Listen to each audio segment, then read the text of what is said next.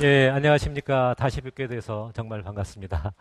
예, 오늘은 이 두 번째 섬의 시대, 해양의 시대라고 하는 큰 타이틀로 하는 두 번째 그런 시간이 되겠습니다.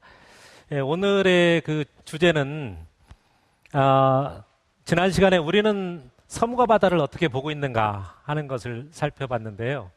오늘은 우리는 섬과 바다를 어떻게 볼 것인가 하는 주제로 같이 생각하는 시간을 갖도록 하겠습니다. 지난 시간에는 조선시대 때 바다를 버리고 섬을 버린 500년 동안의 정책에 대해서 이야기를 했고, 그 우리의 섬과 바다에 대한 소극적인 생각은 그로부터 연원한다. 자, 그렇게 정리한다면 그 쉽네. 빨리 끊어야 되겠네. 섬과 바다를 굉장히 중요한 하나의 우리의 공간으로 받아들여야 되겠네. 자, 이게 결단할 때만 됐죠. 이게 바로 치유의 과정입니다. 어느 정도 치유가 됐는지 모르겠습니다만은, 그래서 이런 그 역사의 관성, 조선시대의 역사의 관성을 끊고, 그 다음에 조선 이전에 바다를 중시하고 섬을 중시하는 그러한 시대, 역사가 있었다고 한다면 그것을 적극적으로 환기시킬 필요가 있겠다. 그리고 그것을 에너지로 삼을 필요가 있겠다. 우리가 받아들일 것은 받아들이고 지향할 것은 지향하는 것. 이게 바로 우리가 역사를 공부하는 가장 중요한 이유이고 목적이라고 생각합니다.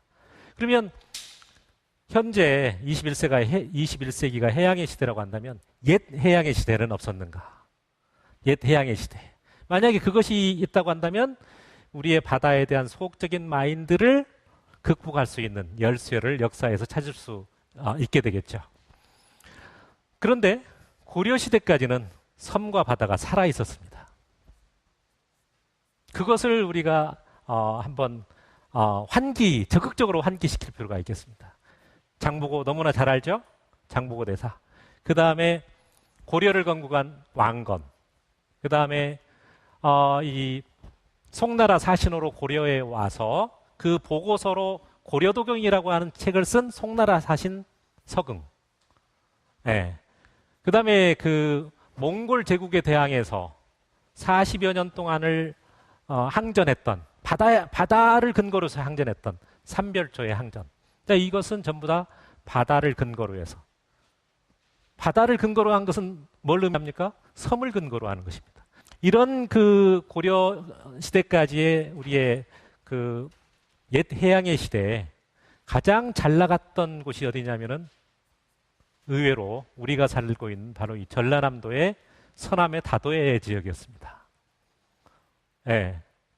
그걸 우리가 의외라고 생각하면 역사 공부를 잘못한 것이죠. 그것을 환기하는 것은 곧 전라남도의 어떤 그 미래를 바라보기 위한 과거 역사 돌아보기다. 이렇게 이야기할 수 있겠죠.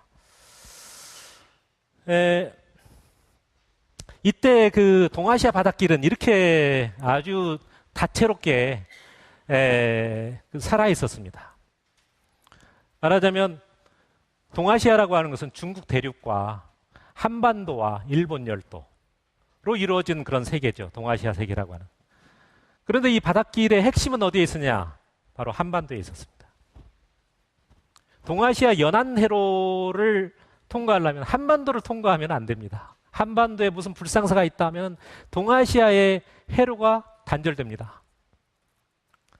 그러니까 이 연안 가지고는 안 되겠다 해서 그때 당시로서는 옐로시, 황해가 굉장히 큰 바다였어요.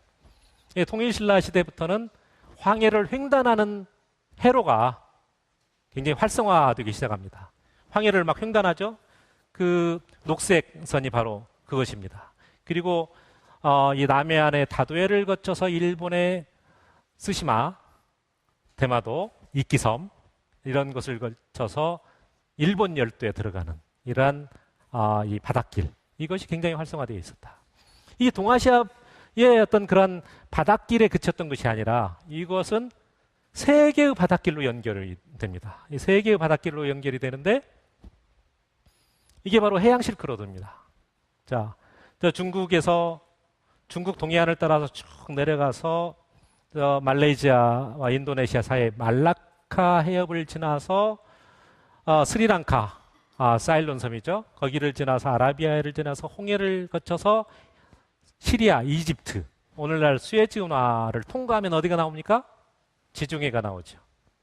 유럽에 통했던 거대한 이 세계 바닷길, 이것은 우리 해양 실크로드라고 이야기하는데요.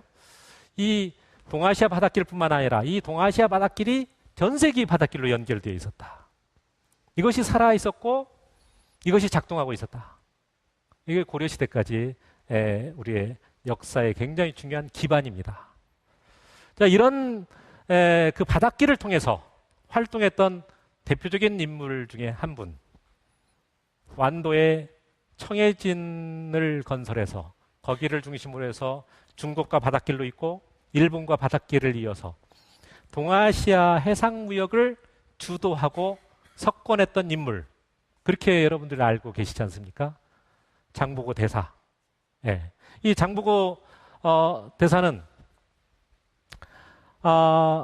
무역뿐만 아니라 하나의 생산 기지도 건설을 합니다.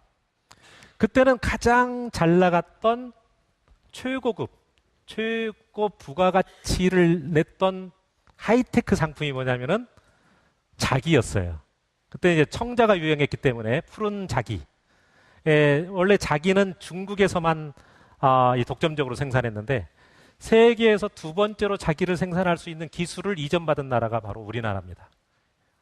그러한 그 청자 생산단지를 해남, 화원 일대라든가 강진, 대구면 일대에 건설을 했던 것입니다. 그 대규모의 이 청자 생산단지가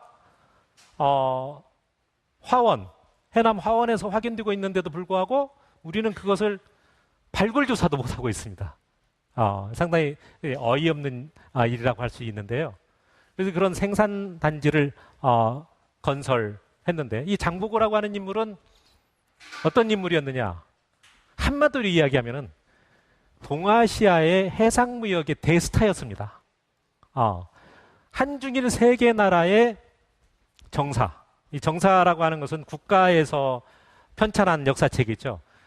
세 개 나라의 정사에서 장보고 대사를 다 대서특필했던, 그를 대서특필했던 유일한 인물. 이게 바로 장보고 대사예요. 예.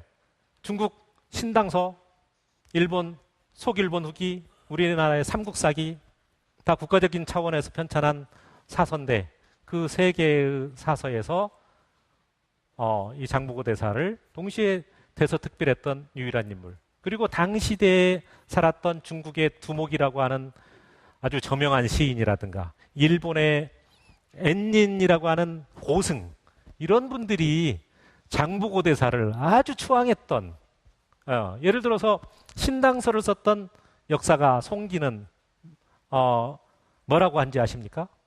누가 동의에 인물이 없다고 하는가? 장보고가 있다.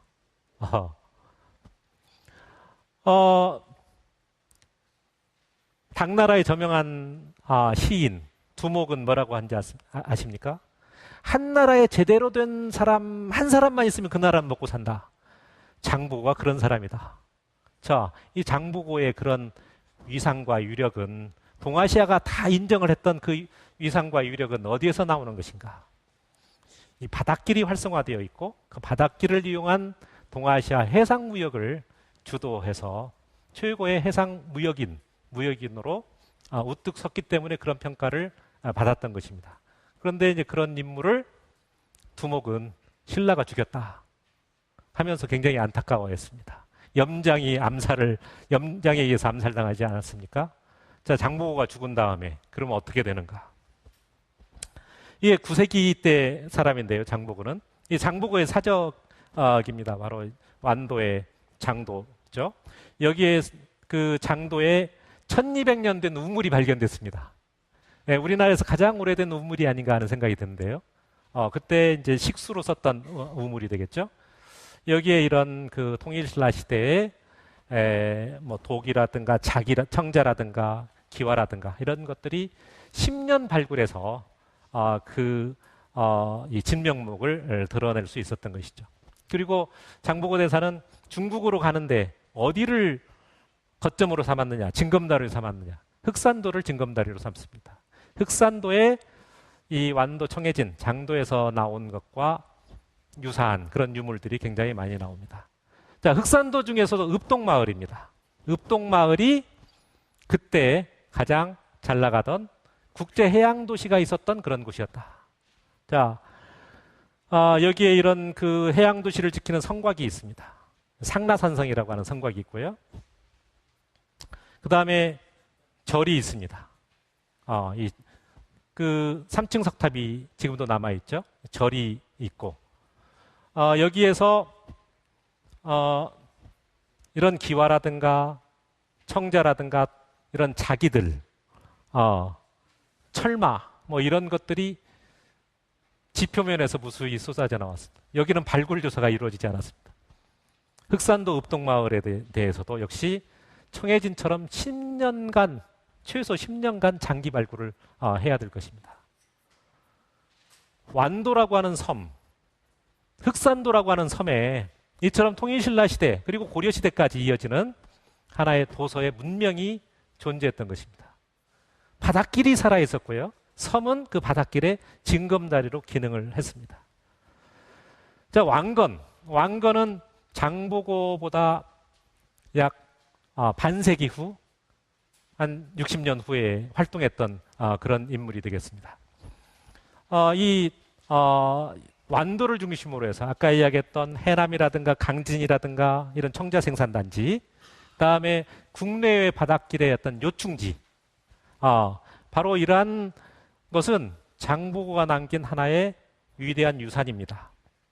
그 유산을 누가 차지하느냐라고 하는 문제는 굉장히 중요합니다. 신라 말에 굉장히 나라가 혼란에 빠지고 전국에서 호족이 일어났을 때 그 호족들 중에서 이 장보고의 유산, 전라남도 이 서남의 다도해에 남겨진 그 유산을 누가 먼저 선점하느냐라고 하는 문제는 굉장히 중요한 문제였죠. 그런데 압회도에서 하나의 큰 세력이 일어납니다.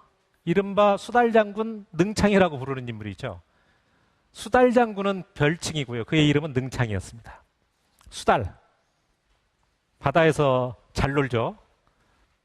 바다에 능한, 해전에 능한 능창이 압회도를 중심으로 해서 이 도서 해양 세력을 결집을 해나가고 있었고요. 자, 여기를 차지하기 위해서 당대 최고의 호족들이 몰려오기 시작합니다. 그 온 사람이 누구냐면은 후백제를 세운 견훤, 그리고 후고구리를 세운 궁예의 부하로서 수군 장군으로 임명되었던 왕건이 옵니다. 수달장군 능창, 견훤, 왕건이 이 장보고의 유산을 둘러싸고 삼파전을 벌이는 것이죠. 그게 10세기 전반의 상황입니다. 최후의 승리는 누가 거뒀느냐? 네, 중간 생략하고 그 결론만 이야기하면은 왕건이 최후 승리자가 됩니다. 왕건이 최후의 승리자가 될 수 있었던 것은 바로 바닷길과 섬을 활용했다는 것입니다. 자, 임진강의 하구에 저희 정주라고 하는 곳이 있죠. 거기에 유천궁이라고 하는 해상 세력을 포섭합니다. 그의 딸을 첫 번째 부인으로 맞이합니다. 그분이 바로 신덕왕후입니다. 왕건은 부인이 29명이나 됐는데 첫 번째 부인이 바로 신덕왕후입니다. 두 번째 왕후는 어디에서 구하냐면은 영산강유역 나주에 오다련의 딸을 신부로 맞이합니다. 이분이 바로 장화왕후입니다.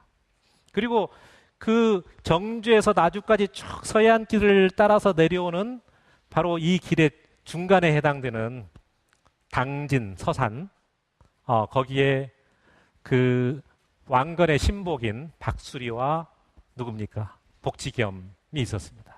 그들을 포섭해서 신복으로 삼죠.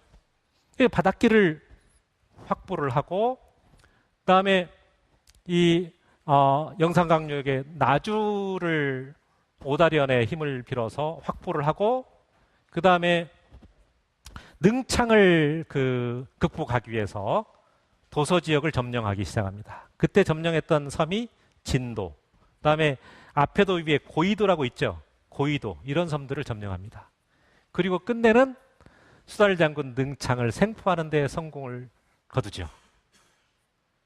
그리고 이제 그 견훤과 왕건의 2파전이 되는데 견훤과 왕건이 영산강 하구에서 덕진포에서 목포 사이에서 일대 해전을 벌여서 누가 이기게 되냐면은 왕건이 이기게 됩니다.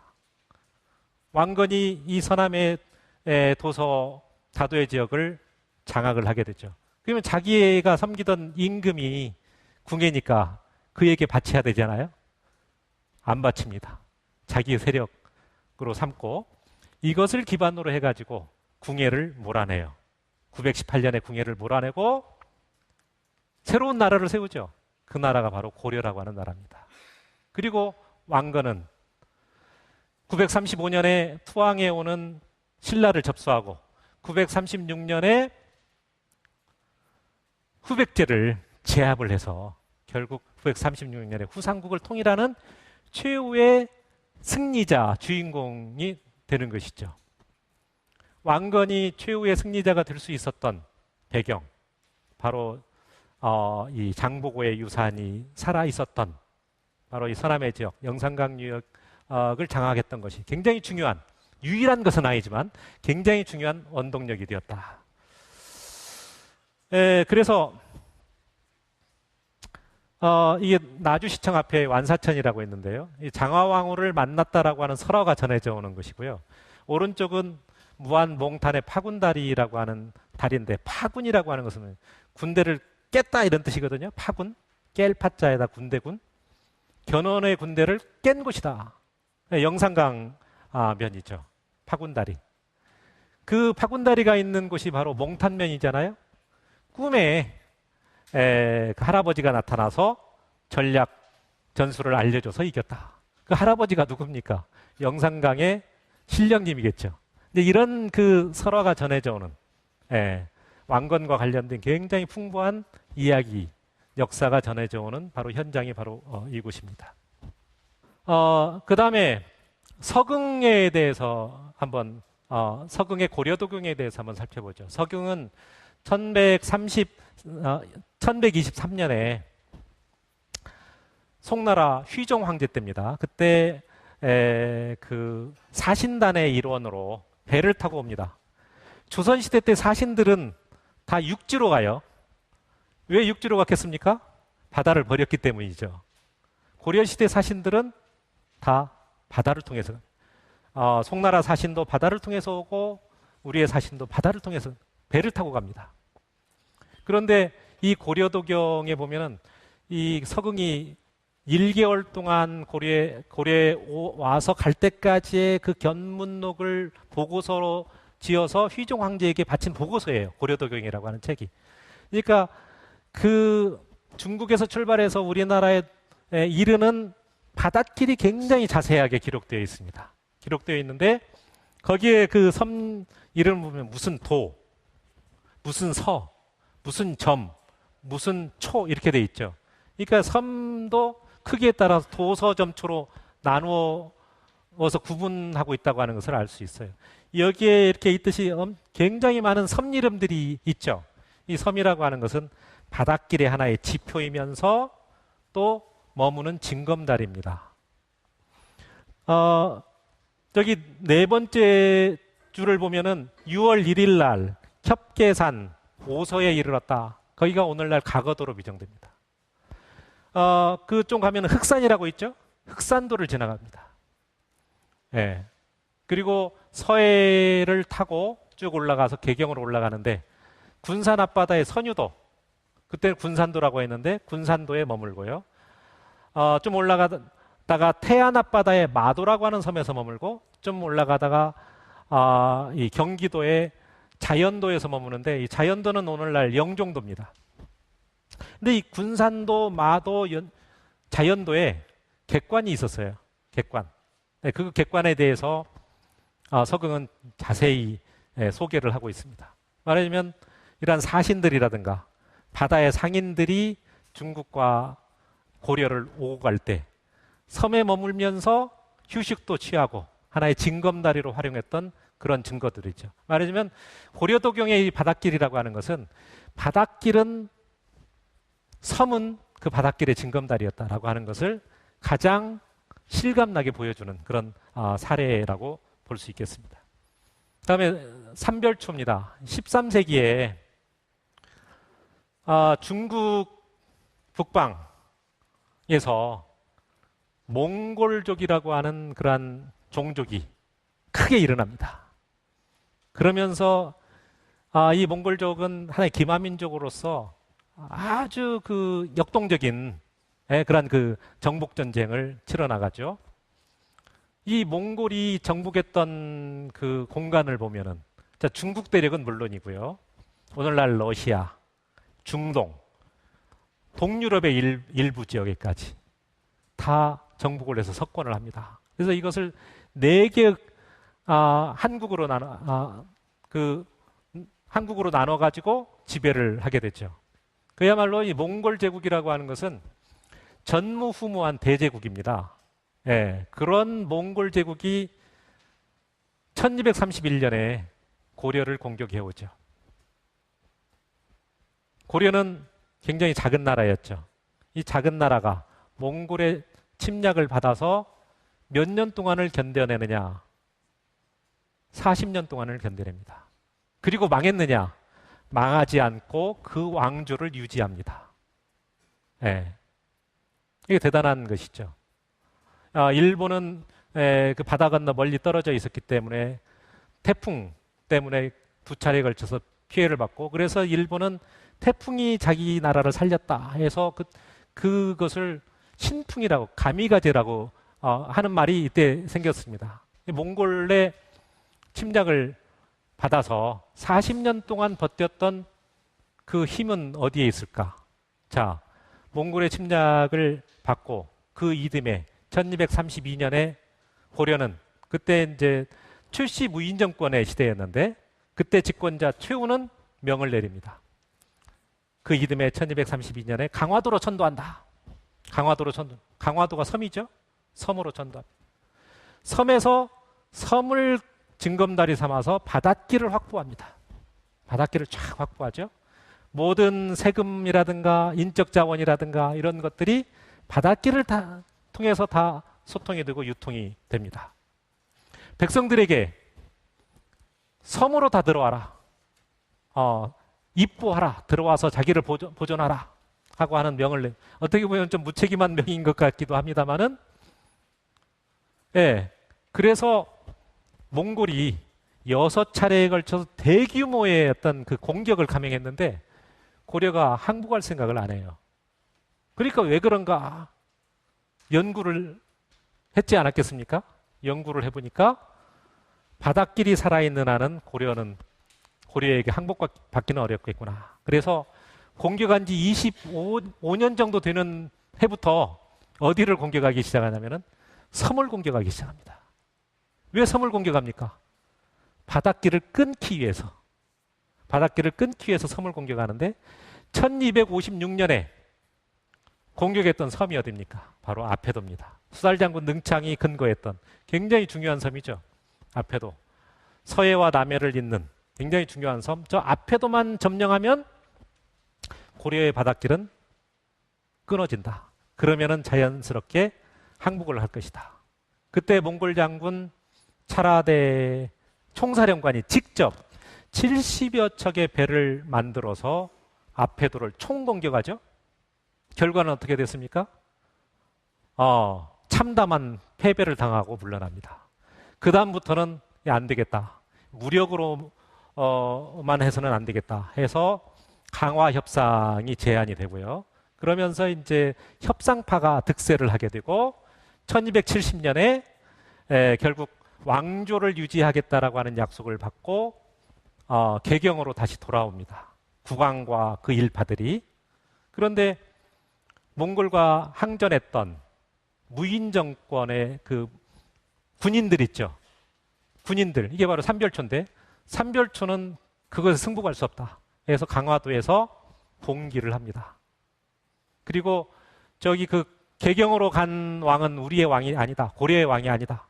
그래서 왕족 한 분을 모십니다.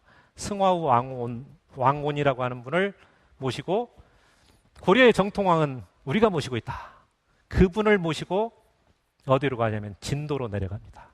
진도로 내려갈 때 삼별초가 동원했던 배가 몇 척인지 아십니까? 100척? 200척? 1000척이라고 합니다. 1000척. 1000척의 배를 거느리고 공사의 재물과 사람들을 가득 태우고 진도로 향했어요. 그 광경 한번 상상해 보십시오.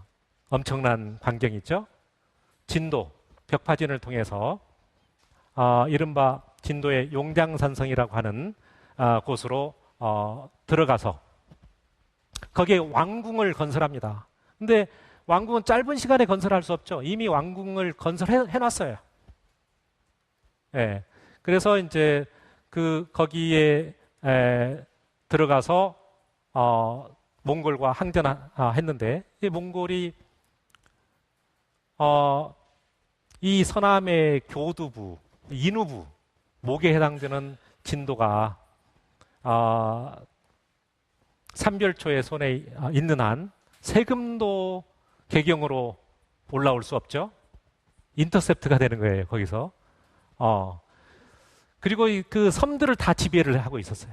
이른바 하나의 해양제국을 건설하고 있었죠. 그러니까 총력을 다해서 진도를 공략하기 시작했고 결국 1271년 5월 달에 함락이 됐죠. 그 일부의 세력이, 자녀 세력이 어떻게 됩니까? 김통정을 중심으로 해서 제주도로 가죠. 제주도의 항파두성을 근거로 해서 약 2년간 항쟁을 합니다. 그때도 이 도서 지역의 섬을 전부 다 점령을 합니다. 그러니까 제주도에 대한 또 대대적인 이 공격을 감행을 하죠. 결국 1273년에 제주도는 함락되었습니다. 그걸로 끝인 줄 알았는데 근래에 저기 멀리 제주도에서 남쪽으로 한 800km 떨어져 있는 오키나와에서 삼별초의 흔적으로 추정되는 그런 기와편들이 나왔다. 계유년 고려와장조라고 써 있어요. 한자로. 계유년 1273년입니다. 그래서 그것을 꼭 계유년을 1273년으로 볼 수 있느냐? 반론도 있어요. 앞으로 그 기와들 꽤 많이 나왔습니다. 그 기와들에 대해서 많은 연구가 이루어져야 되겠고, 만약에 그게 삼별초 사람들이 가서 만든 기와라고 한다면 육큐 왕국을 건설하는데 고려의 삼별초 세력이 큰 역할을 했을 가능성이 있겠다. 일단 하나의 가능성으로만 이야기를 해둡시다. 아무튼 강화도에서 진도라고 하는 섬, 제주도라고 하는 섬, 그리고 이 오키나와까지 갔다고 한다면 그때 고려인들의 어떤 해양 운영 능력이라고 하는 것은 대단했고 막강한 몽골 제국과 대항해서 40년 동안 버텨냈던 그 힘은 바로 여기에 있지 않았겠느냐, 그런 생각을 해볼 수가 있습니다. 그런데 지금까지 쭉 살펴본 거 보면은 장보고, 왕건, 그다음에 서궁, 그다음에 삼별초 보면은 완도라든가 아패도라든가 진도라든가 흑산도라든가 이런 이 지역의 다도의 섬들입니다. 그 핵심이. 옛 해양의 시대, 통일신라 고려 시대 때 바로 이 서남의 다도에는 큰 번영을 누렸습니다. 고려 시대 때는 고려청자의 메카였죠. 고려청자 생산의 메카였죠. 예. 그리고 국내 바닷길의 핵심 요충지였습니다. 여기에 물고기와 소금 이런 그 자원이 굉장히 풍부했죠. 그러니까 하나의 최고의 번영기를 누렸다. 그건 바다와 섬이 잘 나갈 때 이 다도의 해역은 번영을 누리는구나 하는 하나의 역사적 가설을 여기서 우리는 한번 끄집어낼 수가 있겠죠. 그런 의미에서 전남의 어떤 미래를 도서 해양과 관련해서 한번 살펴보도록 합시다. 이것을 말하자면 이게 이제 그 진도 용장산성입니다. 이게 17개의 단으로 만들어진, 고려의 왕성은 이게 경사면에다가 단을 만들어서 입체적으로 만들어요. 이게 조선시대 때 왕궁은 평면에다가 그냥 늘어놓지 않습니까? 그 개경에 만올 때도 똑같은 형상입니다. 여기에 굉장히 많은 진귀한 최고급의 청자라든가 기와라든가 저 청자로 만든 의자 이런 것들이 출토되었습니다. 하나의 그 뭡니까 도서 문명을 실감케 하는 그런 흔적이죠.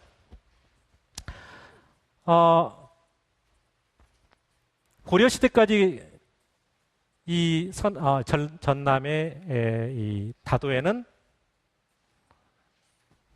번영을 누렸고 그것을 제1번영기다 이렇게 한번 칭해 보도록 하죠. 제1번영기다.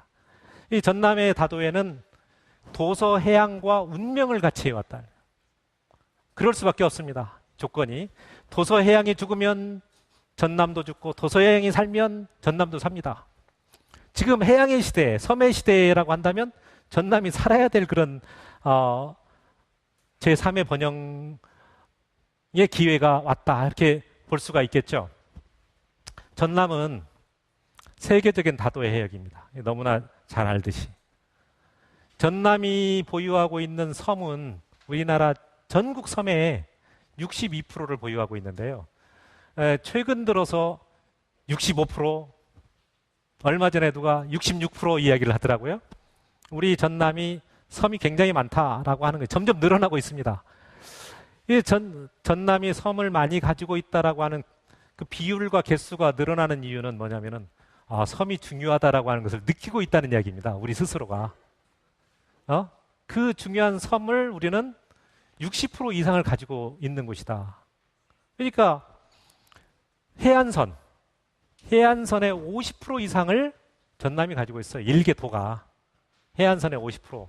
그리고 이 바다에는, 다도에는 그야말로 전국의 40%가 넘는 갯벌지대입니다. 이 갯벌은 세계 5대 갯벌이라고 칭해질 정도로 세계적인 갯벌지대입니다. 이 갯벌이라고 하는 것은 그야말로 최고의 자양분을 가지고 있는 바다의 보물이거든요. 그것을 전라남도가 40% 이상을 가지고 있어요. 그러니까 도서 해양이 뜨면 전남도 뜰 수밖에 없는 것이죠. 운명적인 관계다. 고려시대까지 도서 해양이 잘 나가던 시대였죠. 그 시대에 하나도 빠짐없이 그 거점은 전남의 다도해였다. 그리고 연안 지역, 나주라든가 해남이라든가 강진이라든가 이런 그 연안 지역이 그 핵심 지역이었다. 그런데 고려시대 옛 해양의 시대가 지나고 조선이 건국이 되면서 조선이 채택했던 정책이 바로 해양 활동을 금지하는 해금 정책이었죠. 이 해금 정책의 실효성을 높이기 위해서 섬에서 사람을 살지 못하게 했죠. 공도의 정책. 자, 그러면서 어떻게 됩니까? 섬과 바다는 버려진 공간이 됐고요. 섬에 들어가서 사람을 못 살게 했습니다. 그런데 몰래 숨어서 들어가서 사는 사람들이 있었어요. 그 사람들을 조선 초기에는 관의 허락을 받지 않고 섬에 들어가서 사는 사람은 곤장 100대로 다스렸습니다. 그리고 이런 논의까지 있었습니다. 저들을 국가 배반죄, 국가 탈출죄로 다스려야 됩니다. 라고 건의하는 사람도 있었어요. 이 섬과 바다를 버렸던 것이죠. 그런데도 이제 임진왜란이 끝나고 난 다음에 섬은 지켜야 되겠구나라고 하는 그런 논의가 있어서 섬에 수군진이 설치가 되고 자연스럽게 사람들이 들어가서 살게 됐는데 그래도 섬은 사람이 사는 공간이라고 하는 인식이 없었어요. 사람이 사는 공간이 아닌 공간에서 사는 사람들, 그 사람들은 인간이 아니죠. 그래서 섬놈들은 가장 천한 그러한 대우를 받을 수밖에 없었던 것이죠. 이런 시대가 바로 조선의 시대였다. 조선시대. 전라남도가 쇠퇴할 수밖에 없었습니다. 자, 중국과 일본과 바다를 통해서 연결하면서 뭔가 역동적인 하나의 그 발전을 추구해왔던 고려시대까지의 역사와 비교를 한번 해보십시오. 너무나 큰 차이가 있죠. 너무나 큰 차이가 있죠. 조선시대는 쇠퇴할 수밖에 없었습니다. 섬에 사는 사람들은 인간이 아니었고, 그들은 천시되었습니다.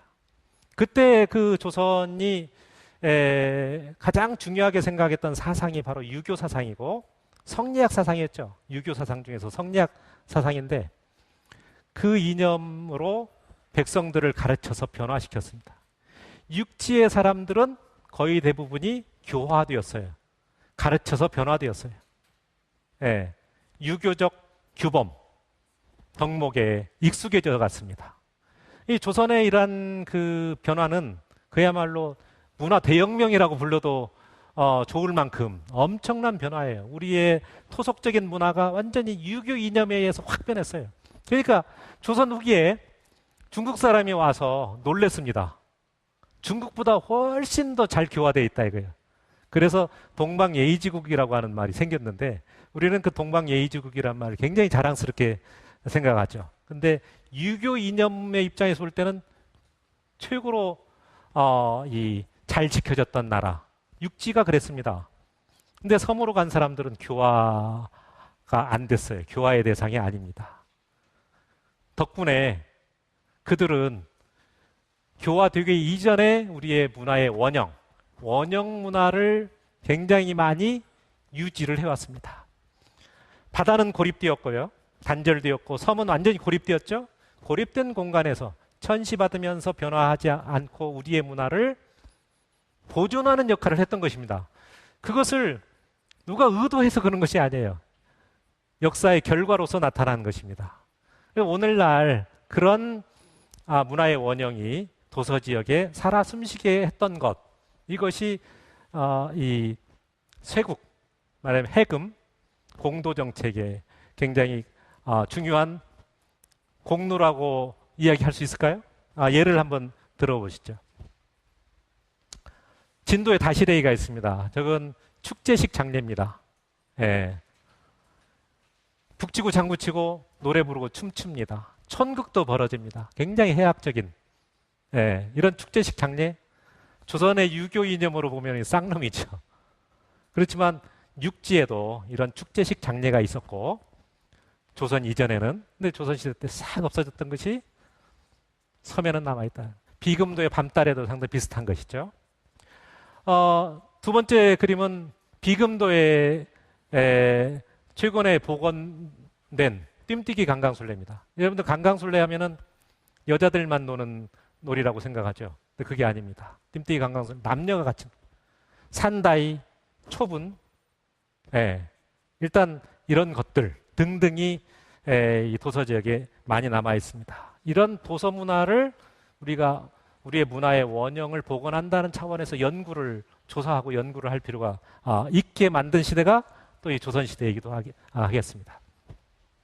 근데 굉장히 아이러니컬하게도 이 전라남도의 다도해가 하나의 제2의 번영을 누렸던 때가 바로 일제시대였습니다. 일제시대 일본 사람들이 이 다도해를 동아시아 해양 진출의 거점으로 활용을 했습니다. 하이도 옥도, 하이면 옥도라고 하는 섬에 러일 전쟁기에 일본 수군 기지가 발견이 됐습니다. 저기 여수의 여수의 거문도에 일제시대 1905년 일제 이전 1905년에 거문도 등대가 세워집니다. 그들이 하나의 해양 진출의 거점으로 활용을 했을 뿐만 아니라 이 지역의 수산 자원을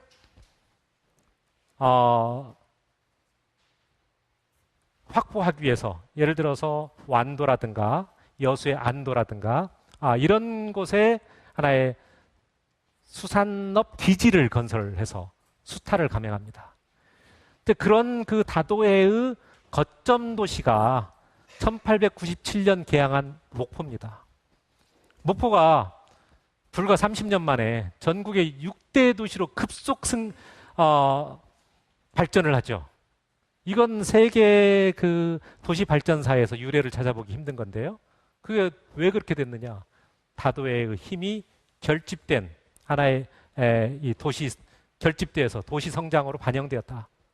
여수도 그렇고요, 벌교도 그렇고 다도의 에너지를 결집시킨 그런 도시들이 일어났는데, 자, 이것은 일제에 의한 타율적인 번역입니다. 일제는 이 지역의 그러한 이점을 충분히 활용했다 이렇게 볼 수 있겠죠. 그런데 이제 더 아이러니컬한 것은 뭐냐면은 해방이 되면서 쇠퇴기에 접어듭니다. 해방이 되면서 1948년에 대한민국이 건국이 되죠. 1949년에 10월 1일 날 중국이 공산화가 됩니다. 중국으로 통하는 바다는 차단되고 단절되고 맙니다. 바다가 막힌 보릿공간으로 전락하게 됐죠. 보릿공간으로 전락. 1960년대 박정희 정권은 조국 근대화를 내세우죠. 그리고 수출 입국, 수출을 통해서 조국 근대화를 하나의 산업화를 하자. 그런데 모든 산업의 기지를 어디에 건설하냐면은 동남권에다가 집중시킵니다. 왜? 서남권에 집중시켜봤자 중국하고 통하지 않은. 예. 물론 뭐 지역 감정 뭐 그런 이야기를 하는 사람들은 이야기합니다만은 가장 중요한 것은 일본과 태평양 건너 미국을 타겟으로 할 수밖에 없는 그런 상황이었고, 동남권이 한 50년 동안, 해방 이후 50년 동안 집중적인 산업기지로 이 산업기지가 건설되고 모든 경제력이 그쪽으로 집중될 수밖에 없었던 것이죠. 그러자면 동남권이라고 하는 것은 태평양으로 향하는 하나의 관문이었던 것입니다. 여기 해방 이후에 오히려 제2의 쇠퇴기를 맞게 됩니다. 일제시대에 잘 나가다가 해방 이후에 못 나가는 거. 이건 의도하지는 않았지만 결과적으로는 그렇게 되었다. 자, 지금은 1992년에 8월 24일 날 중국과 국교 정상화가 이루어지죠. 올해 22년째 되는 해입니다. 22년째. 그때 중국과 국교 정상화를 하면서 부르짖었던 구호가 뭡니까? 서해안의 시대입니다. 서해안의 시대. 그래서 인천이 꿈틀거리고 조금 내려와서 경기도 평택이 막 커나가기 시작했죠. 서산 당진이 몰라보게 커졌죠. 그다음에 새만금 공사의 현장인 군산도 들썩들썩하고 있죠. 그런데 정작 서해와 남해가 만나는 이 서남해 다도해 그리고 이 목포는 꿈쩍도 않고 있습니다. 이 중국과 여기에서 이제 제가 제안하고 싶은 것은 중국과 연계한 다도해 개발 전략을 모색할 필요가 있지 않겠느냐. 현 단계에서 우리가 그것을 기회가 왔다라고 하는 것, 제3의 기회가 왔다라고 하는 것을 깨닫는 것이 굉장히 중요합니다. 근데 중국의 저장성 저우산군도 다도해 개발 전략이 작년에 1월 13일 날 중국 국무원으로부터 비준이 됐습니다.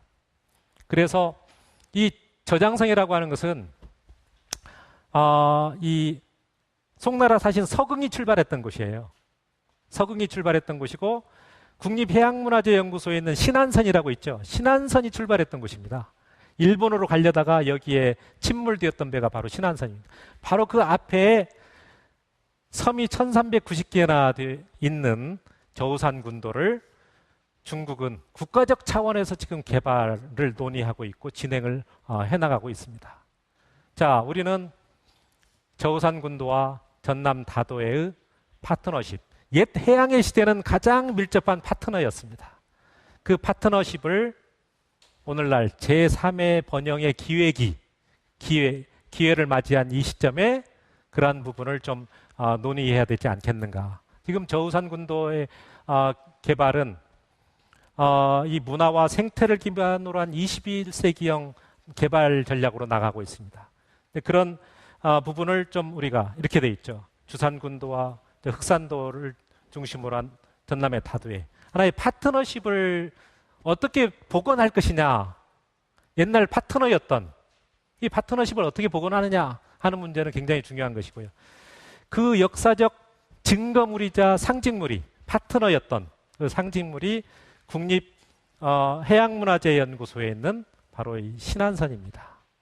신안선은 굉장히 중요한 것입니다. 그런 의미에서 옛 해양의 시대의 가장 핵심적인 상징물이다. 그렇게 생각을 해볼 수가 있습니다.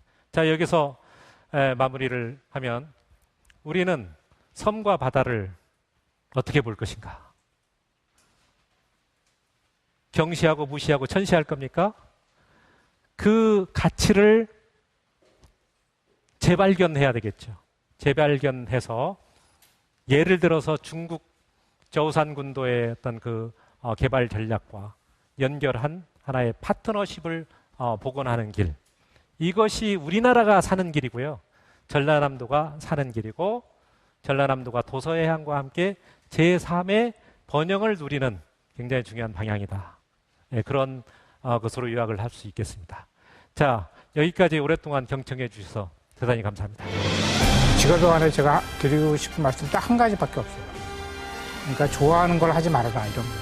좋아하는 거하고 직업하고는 전혀 관계가 없다는 거예요. 직업이 뭐냐? 그걸 해가지고 먹고 산다는 거 아니에요? 한마디로 돈을 번다는 거죠. 직업이 뭐냐면은 좋아하는 걸 하는 게 아니고 제가 잘하는 걸 해야 돼요. 그러니까 잘하는 걸 해야지 돈이 생겨요. 그래야지 먹고 살 수 있어요. 그게 직업이에요. 우리 애가 뭘 잘할까? 이거 어렸을 때부터 고민해야 돼요. 그거를 찾아주는 게 교육이고 그게 부모의 역할이고 학교의 역할이에요.